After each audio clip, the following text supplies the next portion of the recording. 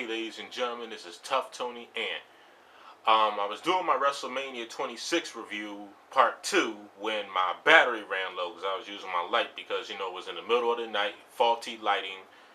And I think I left off at Bret versus Vince. A handicap match. A handicap match with weapons, with no blood. Like, why the hell would you have all of the Harts or the surviving Harts come down to the ring and help you beat on Bret? See, when he first told those sons of bitches to come out to the ring, I know we was heading for trouble. Vince is the only person to just take a brutal beating like that. And I think that could... Besides, this is why I want to know honestly. How many of y'all out there knew that this match was going to be a clusterfuck? Because I sure as hell knew it was going to be a clusterfuck. I have nothing more to say about that. As Miz pointed out on Raw, it was a glorified 25-on-1 handicap match. Maybe it wasn't 25 people, it was like 12 people. But yet and still, a fucking handicap match.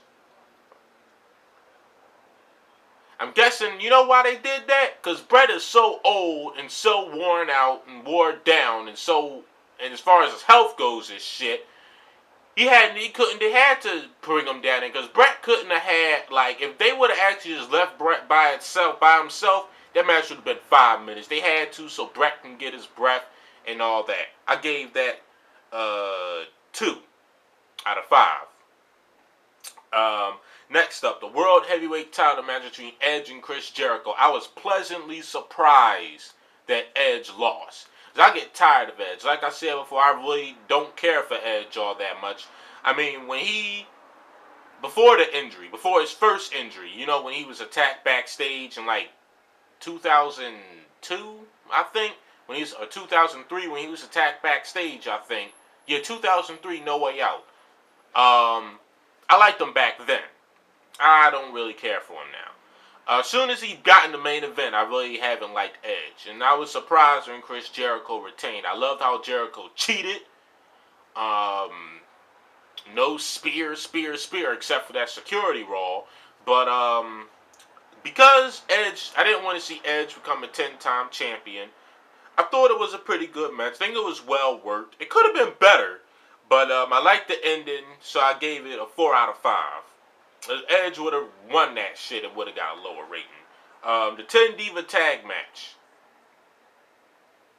I have no words for that. The Divas look nice though, but I have no words for that. I can't even rate it. Vicky Guerrero with horrible frog splash. I don't know what to say about that. Unrated. I normally don't unless it's like a one-on-one or a triple threat. But that shit doesn't deserve my time. Next, the WWE Championship. Batista and John Cena.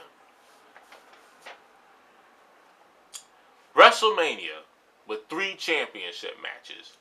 All I have to say about Batista and John Cena, well, of course, everything Batista said was right. Cena has been the man. He has always probably will be the man. I don't care much for either of these two. I thought this was going to be a real horrible match. It wasn't all bad. I mean, I've seen them do a whole lot worse, but they surprised me. Of course, everyone knew John Cena was going to win that belt. Again. So I'm just anxious to see the fallout with all that. I gave that match 4 out of 5. I think I made another video with my cousin Anvil 30, and with us reviewing this together, I think then I gave it a 3 out of 5, 3.5. But here I'm giving it a 4.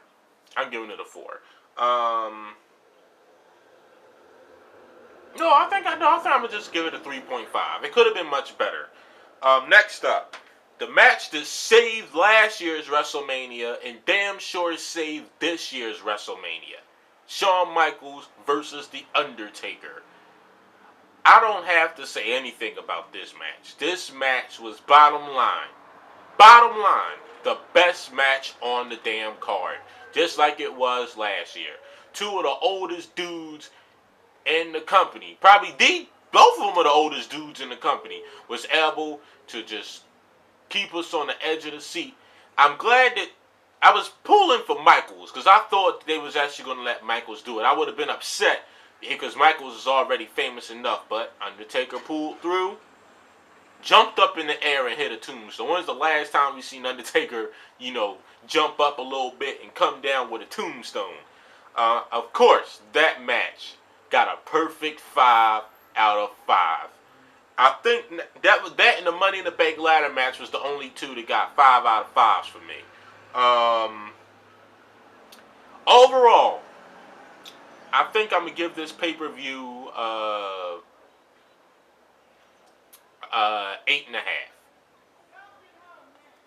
Now they did good. Don't get me wrong, it was okay, but I wasn't gonna give it a 10 because the card, some of that shit was just unnecessary. And most of those matches, I don't even know why they were there.